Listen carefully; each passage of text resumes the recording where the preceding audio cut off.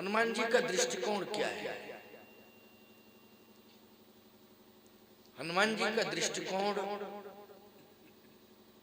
यही है कि हम समाज में कोई भी कार्य करें, लेकिन वृद्धों से पूछ के करें। वृद्धों से पूछ के करें। चाहे जितने बड़े ज्ञानी हो जाओ, लेकिन दो शब्दों में वृद्धों से पूछ लो, उनका सम्मान रह जाएगा। आप अपने विवेक से कार्य करें। मैं एक बात कहता हूं, वृद्ध से अगर आपने पूछ लिया तो ये सत्य है कि इतने में ही उसका आशीर्वाद आपको मिल गया। उसके पास शारीरिक ताकत नहीं है, वृद्ध के पास शारीरिक ताकत नहीं है, लेकिन वाणी से आशीर्वाद देने की पर्याप्त ताकत है वृद्ध में। वाणी से आशीर्वाद देने की बहुत बड़ी ताकत वृद्ध के पास। देखो प्यारे, बल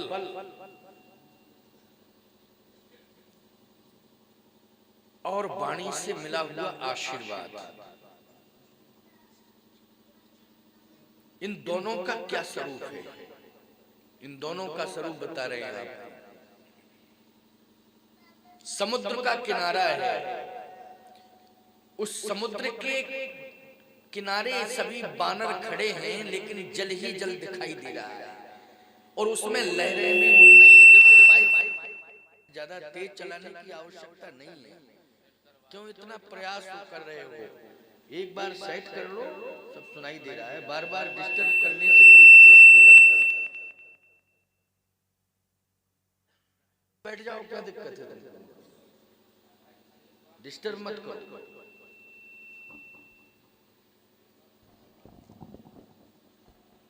बहुत आराम से बोल रहा हूँ, आराम से सब सुन रहे हैं। क्यों उसको घटा बढ़ा रहे हो? एक बार कर लो, जितना करना हो एक बार आराम से कर लो, बहुत प्रेम से करो, कोई दिक्कत घबराइए नहीं। घबराने से काम बिगड़ता है। संतुलन बनाओ। तुम तो समझदार बच्चे हो, इतना बढ़िया साउंड है तुम्हारा, साउंड अच्छा है तुम्हारा। और वैसे ऑपरेटर भी तुम अच्छे हो, ऐसी बात नहीं है, ऑपरेटर भी तुम अच्छे हो, लेकिन घबरा जाते हो, इसलिए ऐठा आठी कर देते है ना। अच्छे हो। देखो, इस समय ये ध्वनि विस्तारक यंत्र बहुत बड़ा सहयोग कर रहा है, तो इसकी दम पर मैं बोल रहा हूँ, नहीं तो बहुत जोर से बोलना पड़ेगा, समस्या खड़ी होगी। ये हमको बहुत हेल्प दे रहा है। ये बोल रहे हैं, देखो कितनी दूर तक आवाज जा रही है, थोड़े ही बोल रहे हैं, आनंद आ रहा है। तो ये बहुत बड़ा हेल्पर है। लेकिन इससे ज्यादा महत्वपूर्ण है इसको ऑपरेट करने वाला। अच्छा, गाड़ी की कीमत 25 लाख की है, 30 लाख की है, 40 लाख की है, 50 लाख की है, लेकिन मैं ये मानता हूं कि गाड़ी का मालिक जो बैठा है वो उससे ज्यादा कीमती होगा। लेकिन जो गाड़ी को सुंदरतम ढंग से चलावे और मालिक को बचावे, वो ड्राइवर ज्यादा महत्वपूर्ण है। बोलो भाई, मालिक को भी बचावे और गाड़ी को भी बचावे, वो ज्यादा महत्वपूर्ण है। तो संचालन करने वाला महत्वपूर्ण ज्यादा होता है।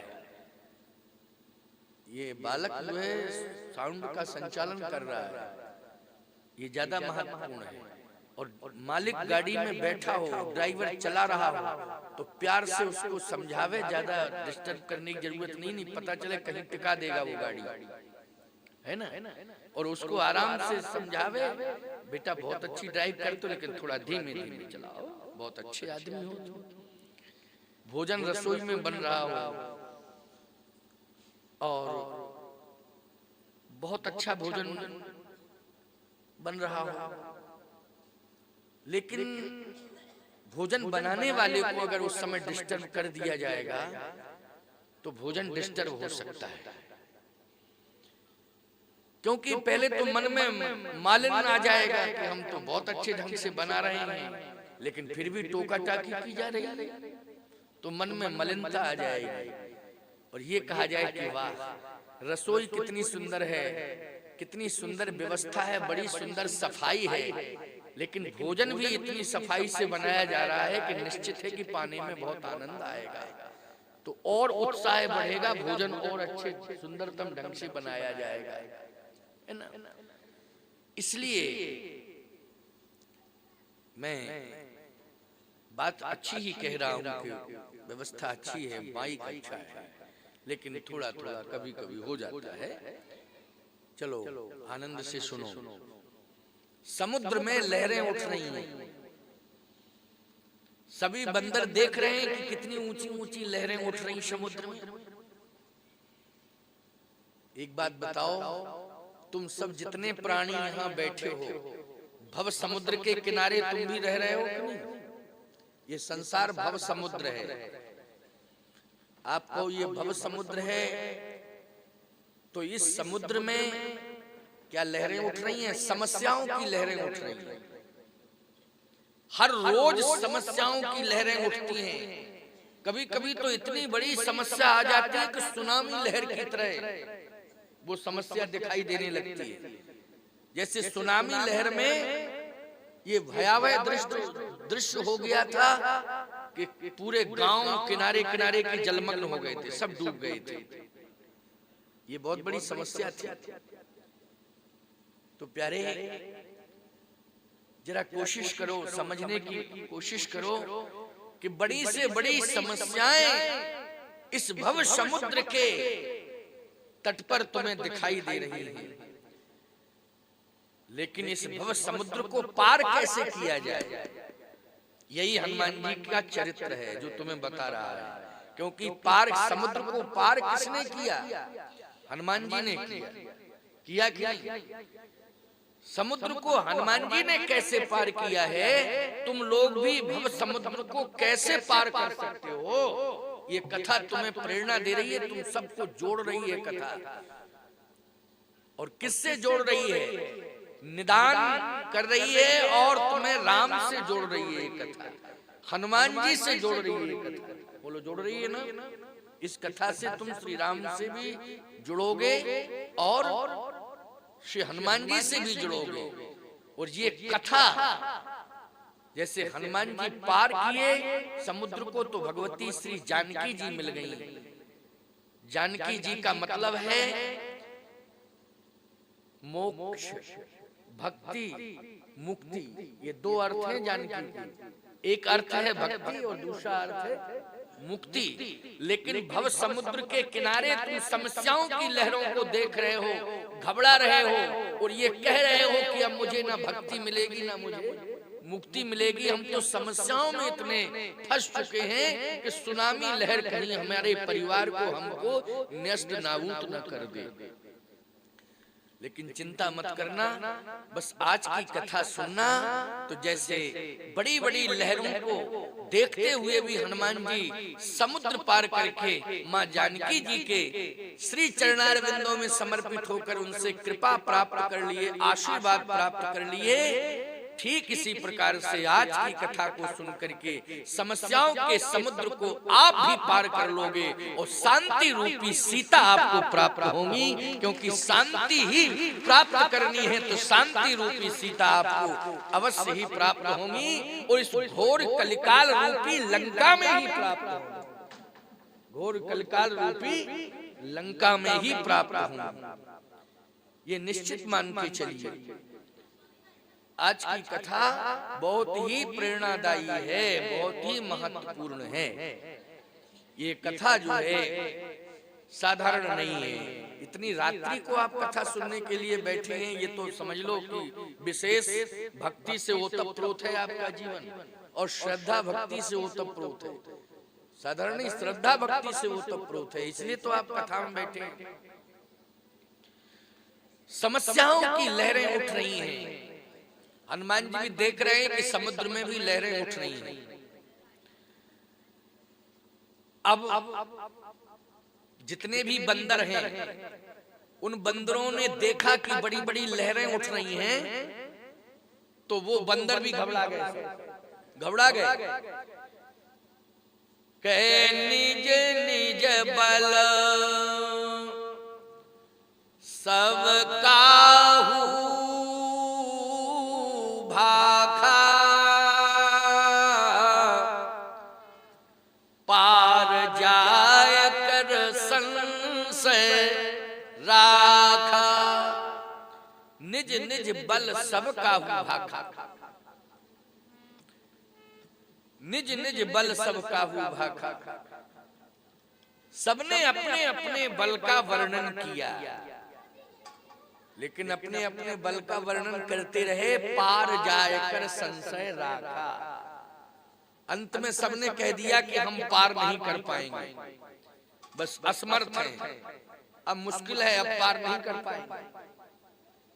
बड़ी बड़ी लहरें उठ रही हैं समस्याओं। प्यारे हनुमान जी भी वहां बैठे हुए, बूढ़े जामवंत जी भी बैठे हैं। उस समय बूढ़े ने क्या समाधान दिया? बेटा एक बार रख दो, बैठ जाओ, जहां जगह मिल जाए वहीं पर बैठो प्रेम से, ज्यादा क्योंकि समय नष्ट हो जाएगा, हम 9 के बाद बोलेंगे ही नहीं, क्योंकि हम स्वास्थ्य का हमें ध्यान रखना है। अति काल होने पर, जागरण होने पर हमारा स्वास्थ्य प्रभावित होगा। वैसे भी 2, 2.5, 3 घंटे कथा हीरालाल इंटर कॉलेज में चल रही है, बड़ा विशाल कार्यक्रम है, काफी भीड़, आज ज्यादा भीड़ थी वहाँ, कल से तो और ही भीड़ होगी। तो 2.5-3 घंटे बोलते हैं, फिर मेरी सामर्थ्य नहीं अब ज्यादा बोलने की कि मैं, ये तो राम किशोर का प्रेम है कि मैंने मना नहीं किया, मैंने कहा भाई ठीक है, मैं जरूर आऊंगा और कहूंगा, कथा कहूंगा। तो इसलिए 9 बजे मैं विश्राम करूंगा, परंतु एक एक शब्द जो है महत्वपूर्ण है, इसलिए उसको प्रेम से सुनो और जहां भी जगह मिल जाए वहीं पर बैठ जाओ, क्योंकि अब आगे तो जगह बची नहीं है। माताएं भी आए तो वो वहीं पर बैठ जाएं, पीछे जहां जगह खाली हो उनको बड़े प्रेम से बिठाला जाए, क्योंकि मातृशक्ति हैं, उनको तो सम्मान के साथ बिठाला जाएगा। परंतु फिर भी जो भी पुरुष वर्ग हैं वो अपनी जगह पर खड़े रहें, चाहे बैठ जाएं, जहां जगह मिले। माताओं को तो विशेष रूप से बिठाला जाए। तो आइए सुनिए, अब मन को एकाग्र करो और सुनो। वहां वृद्ध की क्या भूमिका है और वीर की क्या भूमिका है? वीर की भूमिका में है कौन? हनुमान जी। और वृद्ध की भूमिका में है जामवंत जी। तो इन बंदरों ने तो कह दिया कि हम नहीं जा सकते हैं, क्योंकि समुद्र में लहरें भी बहुत उठ रही हैं और क्षमता भी नहीं है। और फिर और छोर दिखाई ही नहीं दे रहा है, जल ही जल दिखाई दे रहा है, कोई तट दूसरा कहां दिखाई दे रहा है? और दूसरा तट दिखाई दे तो आशा बन जाए, लेकिन तट दिखाई नहीं दे रहा है, इसलिए असमर्थ। अब क्या होना चाहिए? इसलिए मैं कहता हूं कि तुम लोग भी भव समुद्र के तट पर खड़े हो, समस्याओं की लहरें चल रही हैं, उस समय वृद्ध की जरूरत है उस तट पर, कि बूढ़ा कहीं तुम्हारे परिवार के लिए समाधान बन जाए। उसका विवेक, उसका अनुभव उस सुनामी लहर में भी तुम्हें बचा ले। वो समस्याओं की सुनामी लहर है, उसमें तुम्हें बूढ़ा बचा ले। क्या बूढ़े ने कुछ किया समुद्र के किनारे? जामवंत जी ने हाँ किया। जैसे बंदरों ने कहा कि हम लोग जा नहीं सकते हैं, हम पार नहीं करेंगे, निज निज बल सब काहू भाखा, पार जाए कर संशय राखा। तो जामवंत जी ने कहा कि अब एक काम करो, तुम लोग बल की बात कर रहे हो ना, समुद्र बल से पार नहीं किया जा सकता है, बल की बात छोड़ो, फिर बल में पुरुषार्थ आगे आ जाता है। अपना अपना बल देख लिया, सब फैल हो गए।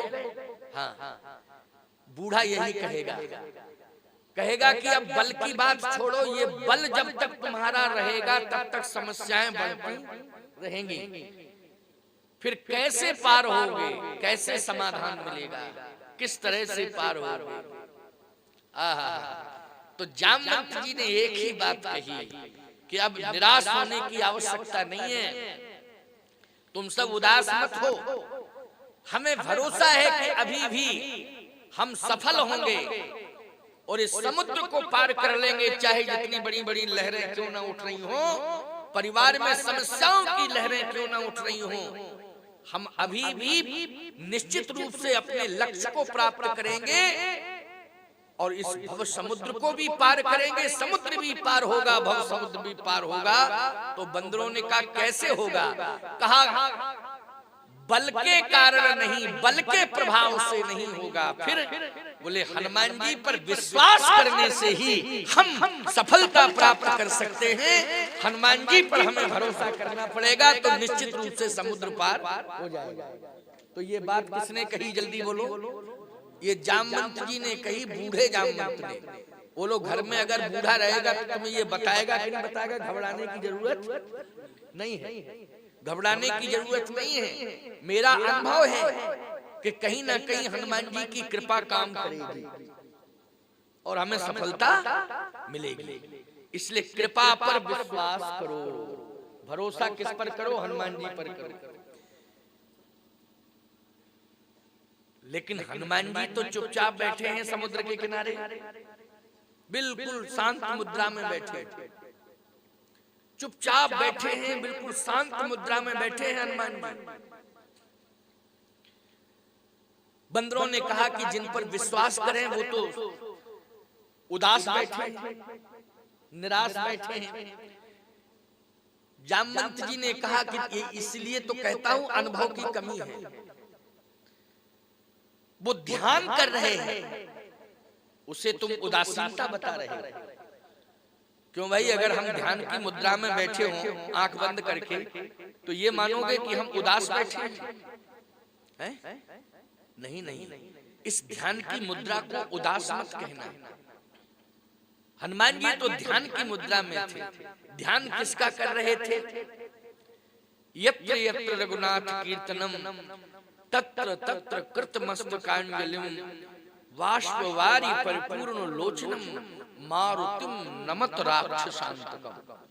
भगवान का ध्यान कर रहे थे, आंसू आ रहे थे आंखों से, भगवान के चरणार बिंदों में आंसू डाल रहे थे। हनुमान जी कह ये रहे थे कि अगर सफलता प्राप्त करनी है तो दुनिया के सामने मत रो, भगवान के चरणों में आंसू डाल देना, तुम्हारी समस्या का समाधान हो जाएगा। उल्टा पुल्टा काम करते हो तुम सब, रोते हो पड़ोसियों के सामने, रिश्तेदारों के सामने, बोलो न जाने किस किस के सामने रोते हो, ये दुनिया वालों के सामने मत रोना। हनुमान जी कह रहे हैं मेरे आंसू भगवान के चरणों में गिर रहे हैं। हनुमान जी कहते दुनिया के सामने रोगे तो दुनिया उपहास करेगी, और भगवान के सामने रोगे तो भगवान एहसास करेगा और तुम्हारी समस्या का समाधान करेगा। एहसास केवल करता है तो भगवान करता है। आशा एक राम जी से, दूजी आशा छोड़ दे, नाता एक राम जी से, दूजा नाता तोड़ दे। धन्यवाद निर्विवाद राम राम कहिए, जाही विधि राखे राम ताही विधि रही, जाई विधि राखे राम ताही विधि रही। बस यही भाव होना चाहिए। भगवान जैसे रखे वैसे रहो, रो भगवान के लिए रो। अड़ोसी पड़ोसी रिश्ते रिश्तेदार किसी से रोने की जरूरत नहीं है। आशा बेके एक राम जी से, केवल एक आशा भगवान से होनी चाहिए। होनी चाहिए कि नहीं? अपने आप समाधान मिल जाएगा। हनुमान जी रो नहीं रहे थे, हनुमान जी तो भगवान के चरणार बिंदों में आंसू डाल रहे थे। क्यों? भगवान एहसास करेंगे। जामवंत जी ने कहा तुम मूर्ख हो सब, ये रो नहीं रहे हैं, उदास नहीं है, वो तो भगवान का ध्यान कर रहे हैं, अपने प्रभु राम का इष्ट का ध्यान कर रहे हैं। तो फिर ये ध्यान ही करते रहेंगे कि इनका ध्यान समुद्र पर भी जाए और पार करे। बूढ़े ने कहा कि अब मैं कुछ उपाय सोच रहा हूं। उपाय क्या निकाला, अब सुनो जरा। कही ऋक्षपति सुन हनुमान, कही ऋक्षपति सुन हनुमाना, का चुप साध रहूं बलवान। पवन तनय बल पवन समाना, बुद्धि विवेक विज्ञान निधान। कवन सुकाज कठिन जग माही, जो नहीं हो ये तात तुम पाही। लेकिन हनुमान जी रोते ही रहे, उन्होंने सिर उठाया नहीं। कुछ सुना हो या ना सुना हो ये वो जाने, लेकिन सिर उठा के देखा नहीं। तो बंदरों ने कहा कि इसका मतलब यह है कि वो कुछ सुन रहे हैं या नहीं, लेकिन बोल नहीं रहे हैं, वो देख नहीं रहे। तो अब तो ये समुद्र इसी तरह से उछलता रहेगा, इसमें लहरें उठती रहेंगी। और सीधी सी बात यह है कि अब तो एक काम करें। क्या काम करें? इसी समुद्र में कूद के मर जाएं तो ज्यादा अच्छा है हम सब।